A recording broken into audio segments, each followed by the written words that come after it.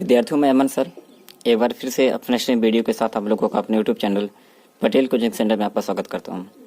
देखिए विद्यार्थियों, इस बार जो बोर्ड की परीक्षा होने जा रही है, ठीक है, इसमें आपको वेक्टर में, ठीक है, मैथ में वेक्टर का जो पार्ट है आपका, उसमें आपका एक क्वेश्चन बनता है, सदिश बेस से सिद्ध कीजिए कि अर्धवृत्त में बना प्रत्येक कोण समकोण होता है।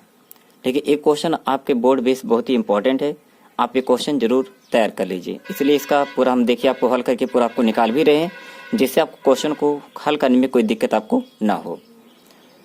तो क्वेश्चन है, सदिश बेस से सिद्ध कीजिए कि अर्धवृत्त में बना प्रत्येक कोण समकोण होता है।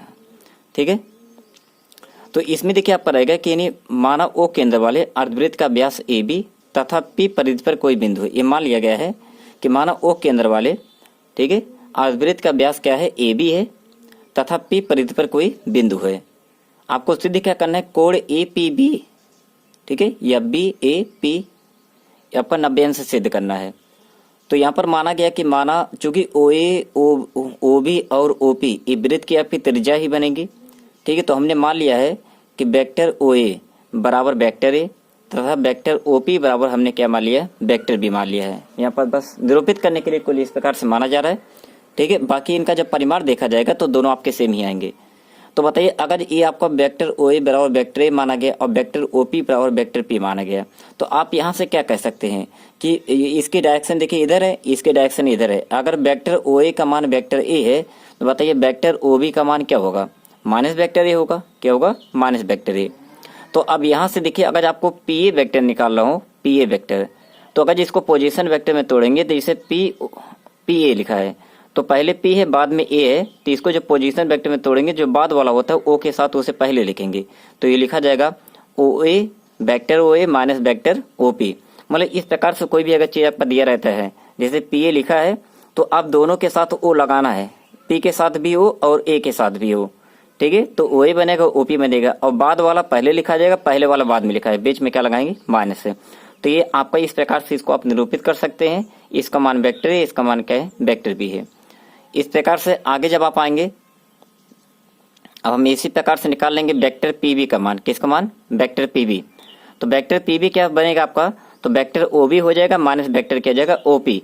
अब वेक्टर ओ बी का मान क्या है, माइनस वेक्टर ए, और ओ पी का मान क्या है, वेक्टर बी आपका है। यहाँ से माइनस का मान कर सकते हैं, तो vector A plus vector B बन जाएगा। अब इसके बाद आप चले आइए, तो आप दोनों का डॉट प्रोडक्ट निकालिए। तो vector P A minus vector P A dot vector P B, जब आप इनका डॉट निकालेंगे तो देखिए वेक्टर पी ए का मान क्या है, पी ए वेक्टर का मान vector A minus vector B है, डॉट इसका मान है माइनस, ब्रैकेट में vector A plus vector B है। अब इनका देखिए जब आप डॉट प्रोडक्ट करेंगे, ठीक है, तो यहाँ पर माइनस आप पहले कर लीजिए। यहाँ पर देखिए एक ब्रैकेट में माइनस है, एक ब्रैकेट में प्लस है, तो ये सीधा बनेगा vector A square minus vector, यानी vector A dot vector B vector A square है, और vector B dot vector B क्या बनेगा, वेक्टर बी स्क्वायर है। अब बीच में माइनस आपका लगा रहेगा। अब यहाँ से आप देखेंगे ए और बी दोनों आर के बराबर है, तो ए स्क्वायर बी स्क्वायर यानी त्रिज्या के वर्ग के बराबर हो जाएगा। तो ये दोनों मान आपको हो जाएगा R square minus R square, यानी मान आपको आ जाएगा 0। और आपने पढ़ा कि अगर किन्हीं दो वेक्टरों का डॉट प्रोडक्ट 0 आता है तो इसका मतलब दोनों वेक्टर परस्पर क्या होते हैं, लंब होते हैं। तो लिखा जाएगा इसलिए पी ए परपेंडिकुलर क्या हो जाएगा, पी बी। तो इसलिए कोण ए पी बी बराबर कितना हो जाएगा, 90 अंश। यही आपको सिद्ध करना था। यहाँ पर आप लिख देंगे हेंस प्रूव्ड।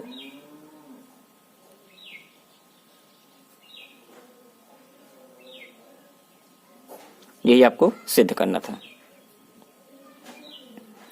तो ठीक है, इतना आप कंप्लीट कर लीजिए।